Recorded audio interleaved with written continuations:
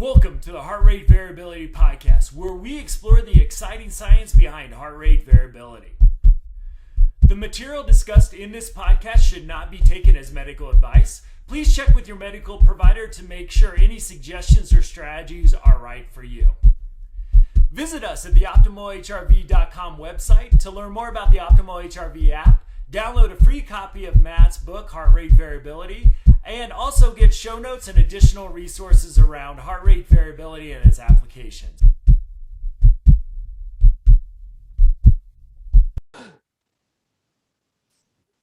Hello, everybody, and welcome again to another episode of the Heart Rate Variability Podcast. Jeff Summers here, back after a long absence. Good to be back on the show. Matt, Dave, hello. How's it going? Good to see you, buddy. Howdy. Great to be back. That's it. I'm looking at 4+ inches of snow on the ground. So it's officially winter here in Colorado. Dave, same in Chicago from what I understand, huh? Yes, it is currently coming down. And that is, as I was explaining to Matt, why I look like I haven't, gotten a fresh shave yet today or done any of those things as we're as I am stuck with all the kids at home and the whole family. So I got pushed to the guest bedroom to do all this today. Snow day, you gotta love it. Yes. Well, gentlemen, it's a pleasure to be back. I know there's been a lot of fun stuff on the podcast since the last time I was here, but really glad to join you to talk about something that I think is very topical, considering what a lot of folks do come January timeframe, and get into sober January, soberary, whatever you like to call it, depending upon what you sort of have heard about. But ultimately, a lot of folks going into the new year have decided they want to give up alcohol for a period of time, a month, a couple weeks. In Matt's case, much longer. It started well before the new year. In my case, hasn't quite happened yet, and I don't actually anticipate it's going to completely. But we all understand to some level that alcohol is not good for us based on how we feel after we overindulge in it. But you guys have dug into the science a lot more, and you both have been on a journey of removing alcohol consumption from your day-to-day lives. Matt since October, Dave since the beginning of the new year. So, I think it makes sense to share your experiences, understanding sort of the science behind what alcohol does. I think that's a great place to start, to the body. And then, you can share your personal experiences in terms of what it's done for your HRV on a day-to-day basis, and how your baseline continues to increase as the time goes on without indulging in a beer or cocktail or two. So I guess, personally, I think, I don't know who wants to start, but the science behind alcohol, I think, is interesting. And it does things to us that I think a lot of people don't know about or aren't too familiar with. And obviously that's going to correlate directly into your heart rate variability over time. So I know, Matt, if you want to start. Dave, I know this is something you've really dug into a lot in your past, so maybe it makes sense for you to kind of get started. But let's start there, and then you guys can talk more personally about your experience. For sure. Well, alcohol in itself, it is a toxin. So without a doubt, it is going to have some negative impacts on your body. Can we start out, Dave, just to say, I don't think any of us hate alcohol. It's maybe a toxin, but I think if we're all honest, we don't want to be that podcast where, this is bad, we don't like it. I think we're all, I didn't know it's bad, and we really enjoy it from time to time. That's well said, my friend. Great point. There's a reason that I'm not doing what you guys are doing, and I don't plan to do it completely for an entire month period. I'm happy, keeping it to the Friday or Saturday night is great. So that's my view. And I am very far from being against alcohol. In fact, whiskey is, in all forms, is one of my favorite things. So very far from being against it, and nor would I ever tell somebody to stop drinking alcohol just for no reason. I think that you have to have an enjoyment in life. That enjoyment factor is huge. It's kind of like eating pizza, right? We all know it's not the best thing for you, but I think I think the way that you feel from eating pizza outweighs all the negatives. That's right. You know, so to an extent, alcohol falls in that same category when not overdone, of course. But alcohol is a toxin, and we know that it takes a lot of work for your body to have to clear that toxin out, and we see that reflected in our HRV right away. We know that there's two things that hugely affect your HRV, and one of those is sleep, right? The amount of sleep you do or don't get, and another one of those is alcohol. Those two things show huge impacts on your HRV right away, and alcohol, unfortunately, also impacts your sleep in a negative way. So when you pile the two on top of each other, we really see that negative impact on your HRV, unfortunately, and that tends to drag on a bit. So because of course, right, you stay up later when you're drinking, and then you don't sleep as well because of the toxic effects of alcohol and the processing that your body has to do with the alcohol. So you don't sleep as well, and then you have shortened sleep that's also not of quality, and boom, you have a horrible HRV, and then that tends to spill into the next night too, right? That's a great point, Dave. I've not thought about, I mean, obviously understand the toxic effect and the fact that your body's working overtime to remove those toxins from your body. Didn't sort of obviously correlate the quality of sleep. I mean, I understand you're getting less of it typically when you're drinking more, you're up late having fun, whatever, but then the quality suffers as well. So it's a really good point. Well, and it's like a lot of things with booze, the short-term benefits are so wonderful. Like they are, like, and in this podcast, if you're a longtime listener, we have talked about Jeff margaritas before, but, a couple of Jeff margaritas and you're feeling good. And even with sleep, Dave, I think you might have seen this too. You may fall asleep faster. That's right. But then like the mid to long term, when you just think about night sleep. So then a couple hours in, you're waking up, you're tossing and turning more. I found myself snoring more, which my wife wasn't too thrilled with.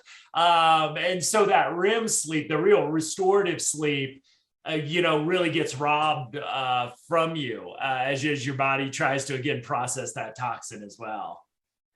Yes, it is those deeper stages of sleep that unfortunately you do get robbed of, and it's not a true sleep. It's like I would compare it to people who take a sleep medication, for example. This isn't true sleep; it's more of a tranquilizer, right? Like you're being sedated. So your body isn't in a natural sleep, and then like you said, Matt, you see a lot more movement. A lot more restless sleep, and unfortunately, we do see that over inhibition of muscles in the airway, leading to breathing problems throughout sleep, where you just do see increased snoring, which bed partners very disturbed by, yes. and it does impact their sleep as well, and their health as well. So both of those things, unfortunately. So it's not just hurting yourself, but also if somebody else is sleeping there next to you, unless of course you both went out drinking the night before. Then then I find I get kind of hit a little harder if we both been drinking. It's not that the snoring is any less annoying. It's just that elbow to my side just gets a little sharper. So yes. Go ahead, Matt. Yeah. So, and I found a lot of the same things. So the science, and alcohol's been an interesting research journey for me personally, because I did not drink much in college, especially during my athletic career. And part of that, there was a lot of reasons for that, but, I thought that I was an athlete, probably shouldn't drink, which, turns out to be somewhat correct by the research nowadays. But there was this interesting, and it still kind of trickles in about the health benefits of alcohol. And I'll never forget, this was probably 20 years ago now, about 23 years ago. Geez, it's been a long time. But like I was running some substance use groups and I was just kind of Googling the negative impacts of alcohol. And there was like some of these positive things popped up too. And I think those more and more over time have been associated with red wine. And so there's been maybe it's the alcohol industry that's done a good job of this, but there was almost this counter research that a drink or two a night was actually healthy for you, even not red wine initially. And now I think that research has been disproven. And so, I actually started to have a drink or two because of the research that said that was healthy for heart health and those sort of things. So I actually started drinking beer as a supplement. And then I moved to Colorado and realized beer can actually taste amazing. So it's been an interesting journey. And now you don't see, I guess some people could argue for red wine, but even that seems, David, I kind of wonder what you see, the red wine argument to say, hey, if you want the good stuff in red wine, there's a lot better ways to get it than drinking a glass or two of red wine a night as well. So I do know what you're talking about. And I can, and as far as red wine, that is the only one that there's consistent, that the consistency stays up with, and there may be some truth with. A lot of people credit that to the content of resveratrol, which is a very powerful antioxidant found in the skin of the grapes. And I forget the exact amount, but it's something like you would have to drink like 140 bottles a day or something. I don't. Like you get a handful of blueberries and you got what you get in a glass or two of wine, easy. there is other ways. Now I think where you may see benefit from having a drink or two a day would be in that. If you had a really stressed out day and you come home and have a drink, is that going to lower your blood pressure? Yeah. So as far as that unwinding piece, that can absolutely, but there's much more healthy ways to do that. Than just having a drink. Although having a drink may be very satisfying, it might be a great way to be social. Those things, which is also a lot of health benefit to, the social piece and the family connection piece. But if you're just using it for the unwinding, for reduce the stress, meditation.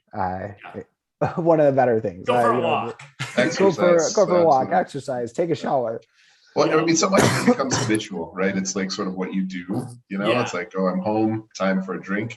You can swap that habit out with something else and get more health benefits and, see that same unwinding type of result without having to expose your body to a toxin. Well, and where I'm worried about a lot of folks right now, and we're recording this in early February 2022 for folks, is the health of our just workforce. Because what I see with folks who've experienced a lot of trauma, and I think that people who've experienced a lot of trauma has grown dramatically due to all the stuff going on the last couple of years with COVID and everything else going on in the world, is that I think if we're honest, drugs and alcohol are a tremendous way to feel better. I don't know if I could give you a quicker, easier way to feel better in the short term. Drugs and alcohol are great. That's why every culture I've ever studied, even if they outlaw one drug, there's another drug right there ready to take its place. Like we have used this since the beginning since we found fermented fruit on the savannas to feel better. What I also worry about where folks are at, because maybe the gym membership has gone away or other things that I did do, is like picking up a bottle of wine at night is going to make you, like you said, Dave, it's going to make you feel better. I think too many people just skip over that. But the thing about alcohol too that's tricky is after a couple glasses of wine, do you want to get on the Peloton? Do you want to practice mindfulness? Like all of a sudden is like, it becomes so quickly your go-to coping skill that's where I just see a lot of people. It's a great coping skill to feel better in the short term, obviously not medium to long term or even that night's sleep. But it is it's a great way. It's an efficient way. It's an effective way to feel better. And boy, does that then addiction cycle, if we're not careful of, I'm stressed out, I drink to feel better, my sleep is worse, my stress response is worse, I wake up a little bit more exhausted, and by the end of the next day, I just need that drink again. And I'm really worried when you look at the stats that alcohol has become the coping skill for so many people right now.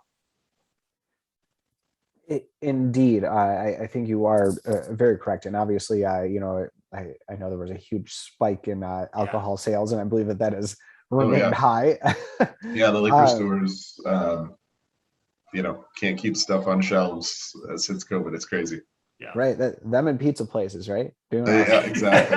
But even the manufacturers, you're reading articles about how aged liquor is in short supply, and there's going to be worldwide shortages of things because people drink so much and they didn't plan for this type of consumption back 5-6 years ago when they started the process. Absolutely. Yeah, it's in my journey with this too, I mean, we've been talking sort of about the short-term benefits and costs there.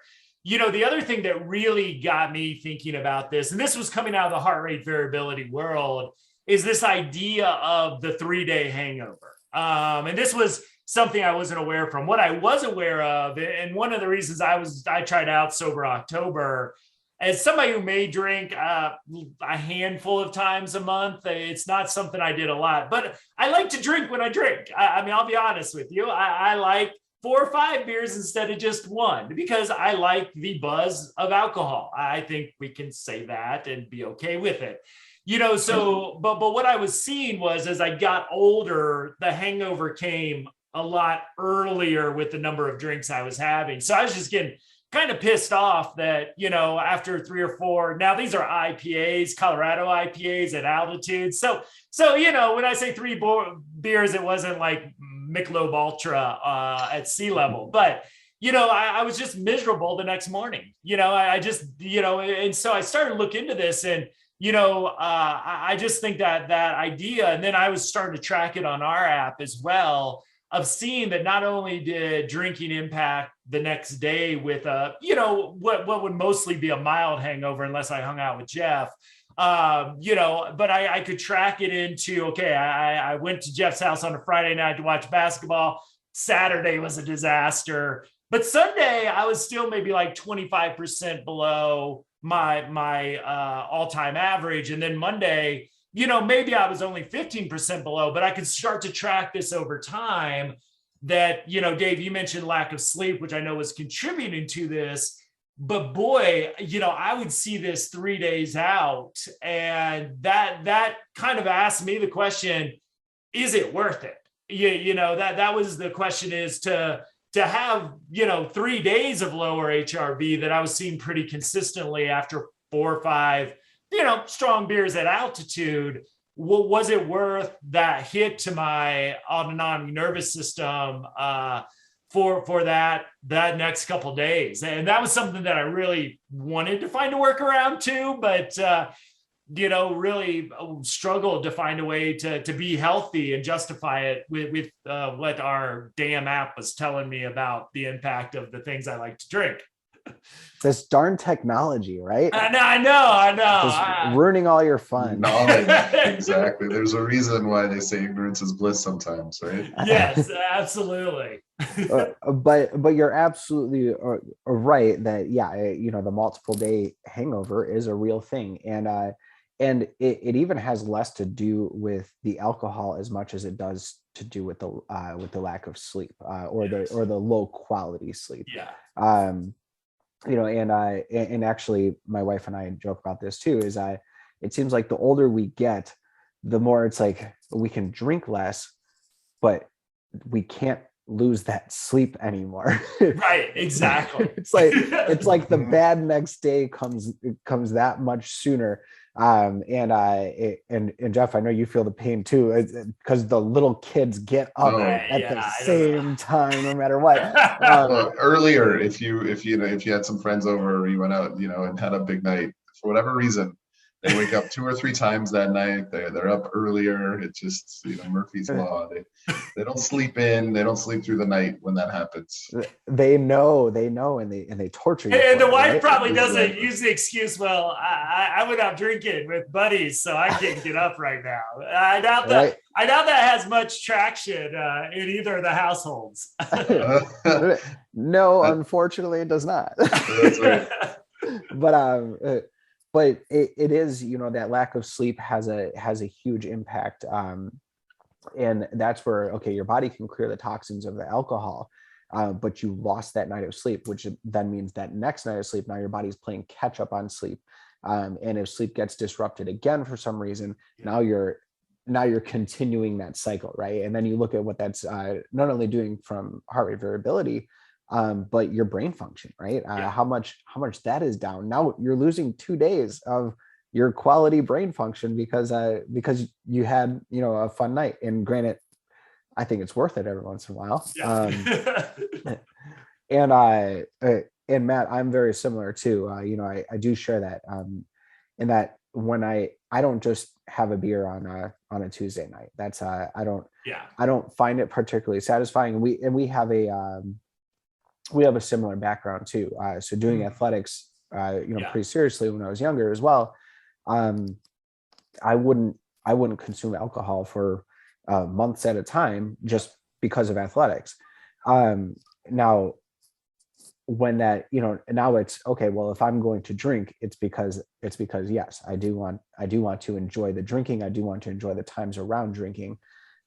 So equally I will, I'll have more than 1 or 2 drinks at a time.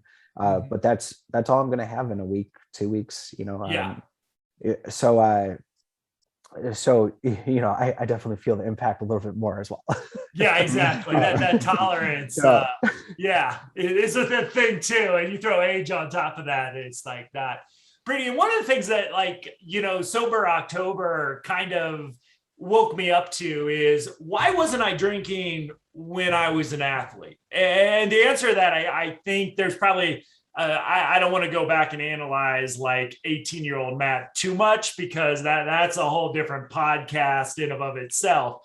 But it was to perform at my best. And one of the things that I really had to confront, at the end of October was, do I still want to perform at my best? Because our stupid app is telling me that I'm not at my best if I go out on a Saturday night and have a few margaritas or that 4 or 5 beers, that I'm not at my best. It does my, I kind of confronted, does my work with Optimal, does my work with the folks that I do trainings for, do I want to perform at my best for them? And I kind of had to confront that's way more important than a basketball game. Not that basketball was very important to me back then. For whatever reason, putting a little ball through a little hoop made sense. But, honestly, what I'm doing now is so much more important, in my life than that back then. And so it was kind of confronting that here's data to show this behavior is preventing me from performing at my best for what I care about. And that was uncomfortable.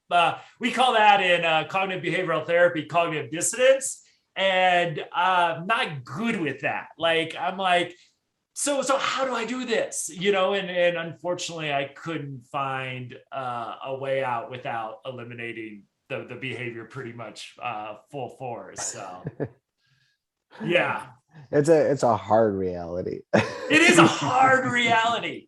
So Dave, I've got kind of a insight in, and I want to see, knowing you've been doing this for a month, is I found a few interesting things. If anybody, there's no reason you can't do it in February. We just found some good rhyming things with January and October. But one of the things that I have found really interesting is the need for replacement behavior. So I wanted to share this insight in case anybody is wanting to try this out. I've replaced a beer or whiskey with kombucha. And I love kombucha. So it's something I enjoy. Not everybody loves the taste. But I find it fascinating because I don't drink kombucha every day because I'm cheap, and I was making my own for a while, but then it exploded and got kombucha all over the ceiling, and my wife won't let me do it anymore. It's like the still with whiskey I had. It was messy. I think the statute of limitations is up for those crimes I did. But, just like every hobby I get, it just gets messy when I put it in a bottle. And so, when I started to look at this, it's so funny that, and I've gone out with Jeff a few times, like if I have a glass of kombucha, which is really good for me overall, I that need to have a special drink really makes me miss drinking substantially less. And it's just kind of this funny thing I discovered along the way that if I can have a kombucha on a Friday, it just kind of fills that gap. In a way that I found has been very useful. I bring my liter of kombucha over when I'm drinking with friends. I have something to drink too, and all of a sudden I'm waking up with an HRV score right where I want it to be because I'm doing great stuff for my gut health and my stress response and my immune response. And I just kind of wondered, like, did you see?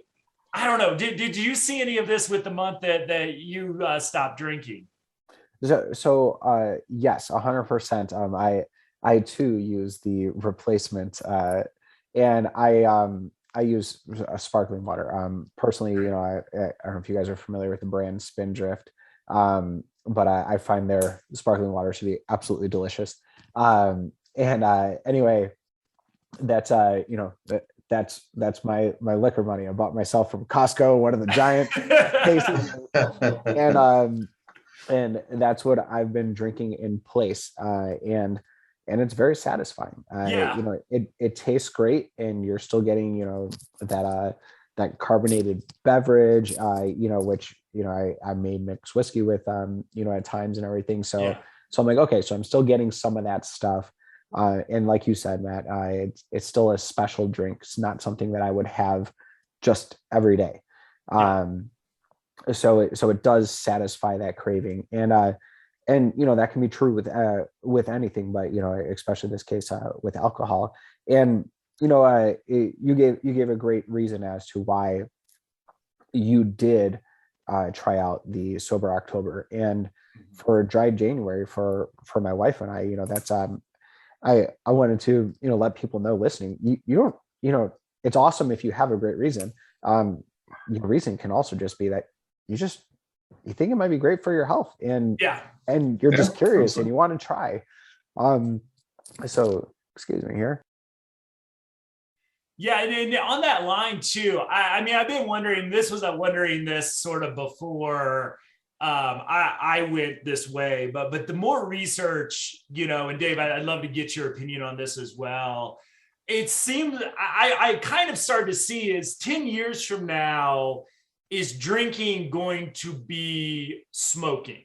Like I just remember being old, like smoking was everywhere. Like you went out to a restaurant, there was a smoking section. I remember your airplane. Airplane had like ashtrays. Vending machine. Nobody was carding you to get like a cigarette out of a vending machine. Like it was just sort of everywhere. And now we're in a whole different spot with that. And when you're starting to see more and more, like with heart rate variability being more prevalent and getting this data, I'm not saying it's going to be as bad as smoking, but it really seems to be, in my lifetime at least, when I look at something to compare the research I see daily now coming out on the negative impacts of alcohol, I just kind of was confronted with myself is like, okay, am I smoking? Am I doing the equivalent of this? And granted, you watch Mad Men and they seem to be smoking a lot and drinking a lot, but I wonder if that,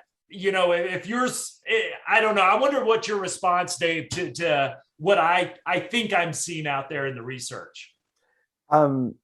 It's really hard to draw, I guess, that much of a comparison here, because I would say, in terms of a detriment to your health, are they similar? Absolutely.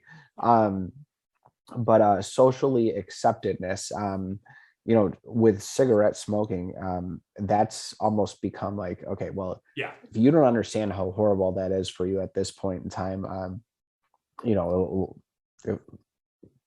obviously, you either can't read, or whatever Right. the case may be. It's sorry guys, I'm having a coughing tag here. But anyway, You need to come back on smoking, Dave. yeah, right. Mouth is dry. He wants a drink. Come on, man. We're trying to be role models for folks here. Right.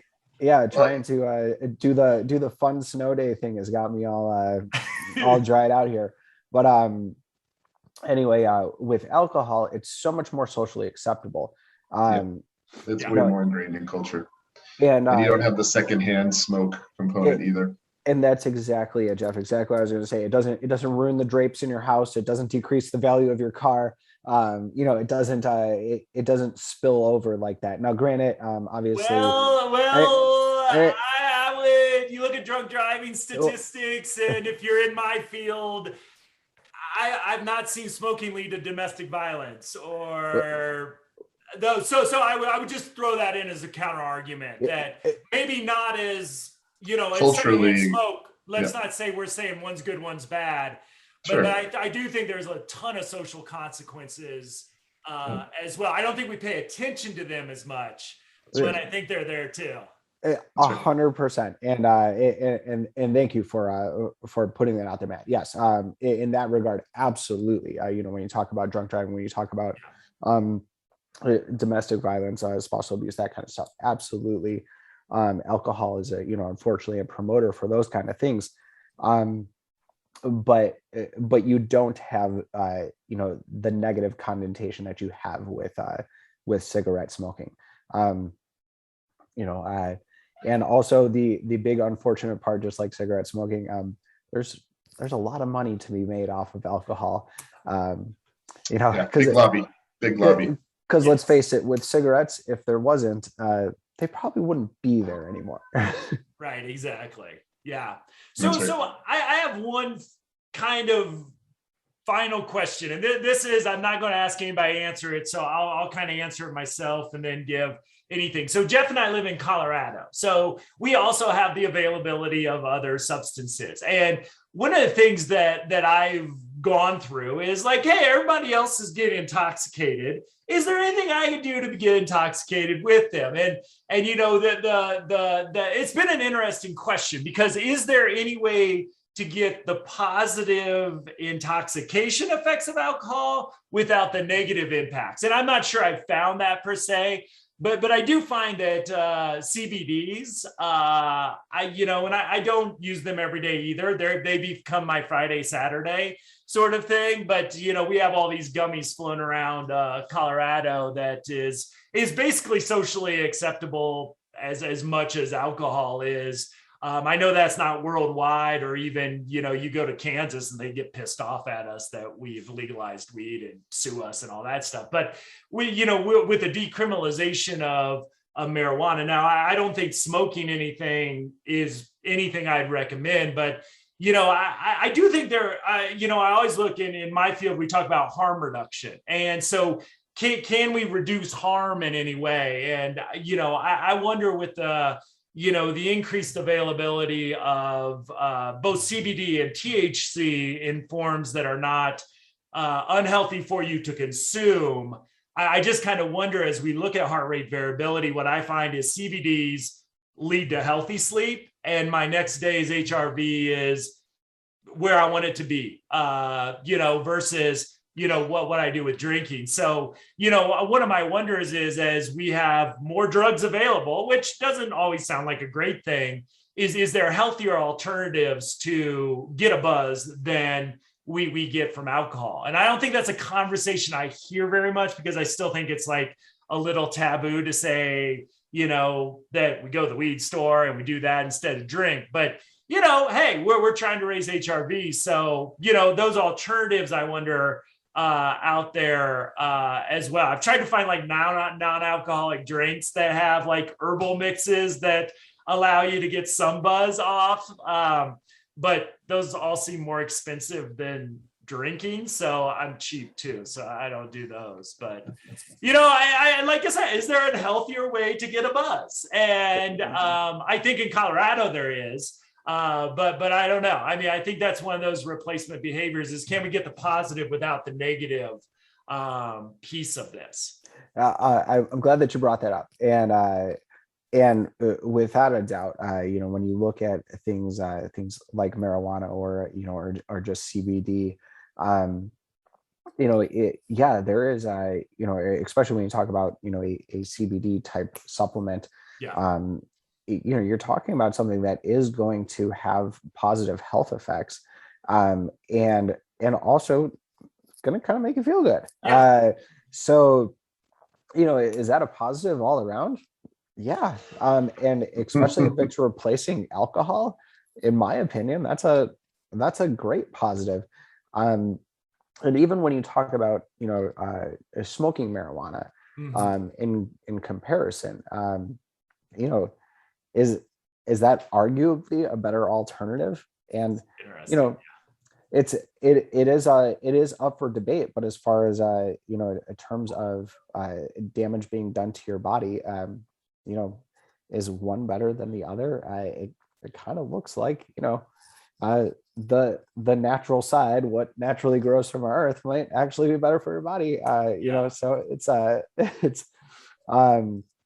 kind of cool to see that. But that's also something that needs to become a little more socially acceptable. There needs to be a lot more research done on all that's that. it. Right.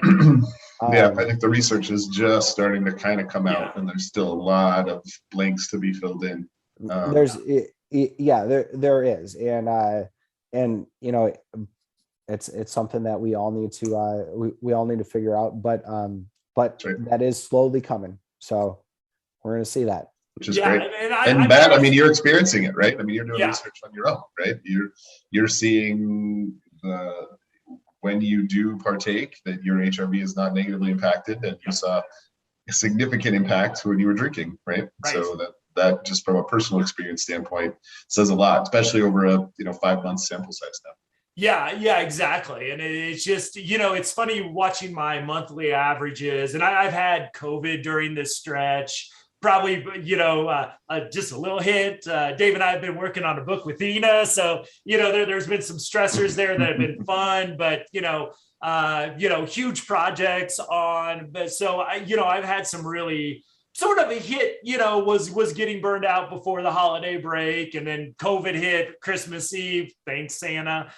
So there's been some key, but what I've been able to see is, even with those challenges, being able to keep pretty close to my high, and without those dips, now that I have the replacement behavior of kombucha, the gummies, those sort of things, I'm not having the 2 to 3 day dips. So what I'm seeing is my overall average is, again, it's not as high as I think it would be if I hadn't got COVID and was struggling a little bit, honestly, with burnout, those sort of things. But it's really good to, see that the data is showing that my replacement behaviors are really working for my health. And I'm a person who can consume these replacement behaviors. I don't think anybody gets addicted to kombucha. And I think there's interesting arguments around marijuana. But it's like, hey, here's the data to show this behavior is healthier. Now, if I cut out the gummies altogether, would it be even higher? Who knows? I mean, that could be the next question to ask. But as Ina likes to say, I have the HRV of a 16-year-old girl. So I'm going to say that's for a 46-year-old old dude. So. Hey guys, one thing that I did want to mention as well, prior to us leaving here, is the type of alcohol that you are consuming as well.